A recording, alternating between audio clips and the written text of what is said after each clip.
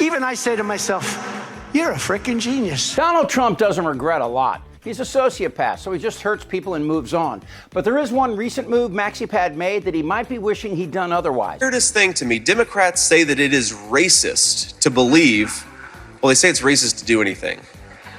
I had a Diet Mountain Dew yesterday and one today. I'm sure they're going to call that racist too, but it's good. I love you guys. That, of course, is JD Vance, Tiny Fingers picked to run beside him. Trump thought that despite everything, Vance might help his campaign, even with this out there. I can't stomach Trump. I think that he's noxious and is leading the white working class to a very dark place. He's leading our political discourse to a very negative place. If Trump is elected president, he has to be a much different president than he was a candidate. As a candidate, he was fundamentally divisive, arrogant. I'm a never Trump guy. But JD Vance is beginning to feel to the Trump campaign like Dan Quayle did to Bush 41, a nightmare brewing. It's obvious to anyone with a 2-digit IQ that JD is not the most sincere type. I think that what Trump should do, like if I was giving him one piece of advice, fire every single mid-level bureaucrat, every civil servant in the administrative state, replace them with our people. And when the courts, because you will get taken to court, and then when the courts stop you, stand before the country like Andrew Jackson did and say the Chief Justice has made his ruling, now let him enforce it. He not only flipped and tried to play to the MAGA base for a shot at the VP, but he kind of sucks at it. Of course, wages are rising now, and we just saw that economic report come in this week showing the economy continues to grow, new job growth as well. But since then, Donald Trump not only lost the 2020 election and tried to overturn the results, he also faced a series of legal judgments and indictments. Most recently, this E. Jean Carroll case, where juries have found him liable for sexual assault and defamation, leading to ads like this. Supporting Donald Trump sends a message to every abuser, every rapist, and every man who's ever used his power to hurt a woman. Because if he can do it, why shouldn't they? How do you respond to that your support of Trump is sanctioning that kind of behavior, sexual assault and defamation?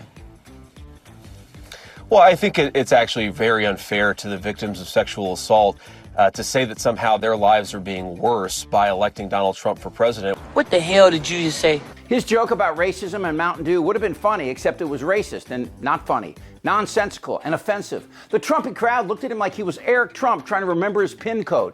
And when you blow a joke, it says two things about you, but it also offers an opportunity. Number one, comedy is an insight into the way you think. And when it fails, there lies the insight. If you admit you're an idiot, everyone relaxes. Everyone has blown a joke. But that's not what happened. JD waited for a response, and when it wasn't forthcoming, he looked at the audience like they were stupid. And they are stupid, but Vance made him feel stupid, and that's not Trump's style. Vance is an educated man, but education and character are not naturally symbiotic, especially in the Trump world. A lot of smart people have worked with Trump, and Trump tossed them aside, instead embracing his cast of felonious sycophants who will follow him anywhere. The question is, why JD Vance? Was Trump pressured by Junior, who didn't like Trump's choice, this governor from one of the Dakotas? A normal enough guy, except that he actually died in 1987 and stays alive by eating Viagra like chiclets. That is crazy! So Trump acquiesced and went with Vance. Was Junior wrong? Inflation reduction of violence of January 6th. I hope Trump comes. I'm gonna punch him out. Will Vance bring in voters who would have otherwise sat on their hands? Not likely. And even though Vance has said the right things, like not certifying the election on January the 6th, So you're not troubled by the sexual assault and defamation? I have absolutely no idea who this woman is. Let me ask you about January 6th. You've been mentioned as the possible vice president for Donald Trump. Had you been vice president on January 6th, would you have certified the election results? You're so incurious about what actually happened in 2020, which is why so many people mistrust our elections in this country. We've got to do better, George. I'm not the least bit incurious. In fact, you laid out a litany there, but you didn't answer the question I asked. Would you have certified the election results had you been vice president? If I had been vice president, I would have told the states like Pennsylvania, Georgia, and so many others that we needed to have multiple slates of electors, and I think the U.S. Congress should have fought over it from there. I'm betting with Trump's advanced sociopathy, he doesn't want a VP. But I am not unpopular. I bet it kills him that anyone else's name is on the ballot. An election-interfering witch hunt of a trial. He has a cognitive disorder. Trump makes it hard for others to be around him simply because he lies about everything. And the lies are so insane, especially like, I won in 2020. That takes a special kind of piece of shit to keep up with him. No, I would not protect you. In fact, I would encourage them to do whatever the hell they want. You got to pay. And while Vance will lie for Trump, it ironically sounds even less true coming out of Vance's mouth than Trump's.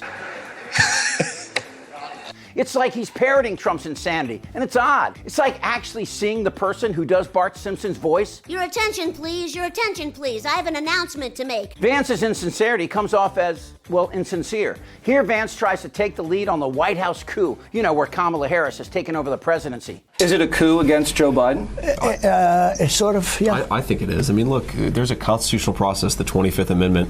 If Joe Biden can't run for president, he can't serve as president. And if they want to take him down because he's mentally incapable of serving, invoke the 25th Amendment. Now, a couple of things. Why are they still talking about Biden? He's not even on the ticket. And for a guy who can't run the country's humming. GDP, unemployment, stock market, all up dramatically and exceeding anything Trump ever did. So why would you attack Biden? And when Vance said this, if Joe Biden can't run for president, he can't serve as president. He must not have read about LBJ, who did what Biden is doing.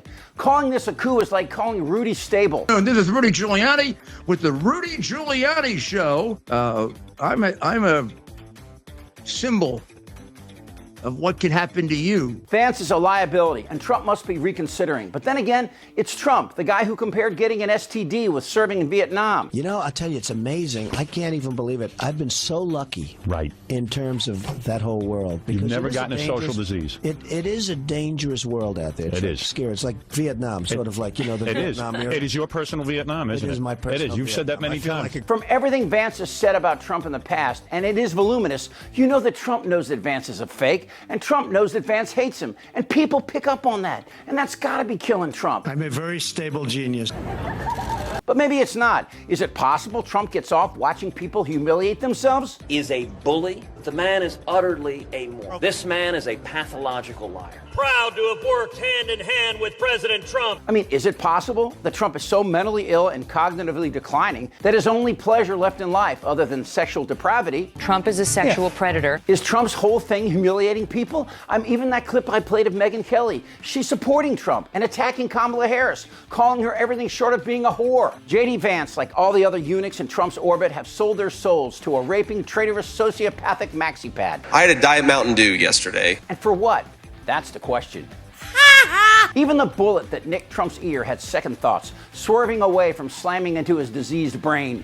JD Vance and Donald Trump may be different, but essentially, they're the same. You had very fine people. News will not replace us! On both sides. And Vance thinks he can bum around the Trump world and come out clean, but that's not going to happen. The stink that is Trump, it lasts a lifetime. You know, it smells like Mountain Dew. Trust me. Shut the f*** up, Don. Who's with me? Oh, yeah, the lie. Indictable. Out of sheer morbid curiosity, I'm allowing this freak show to continue. This isn't their Republican Party anymore. I don't want to talk about this stuff. Am I wrong? Yeah, right. Tick-tock. You're in a lot of trouble, Donnie. I think he's crazy. I'm Chip Franklin.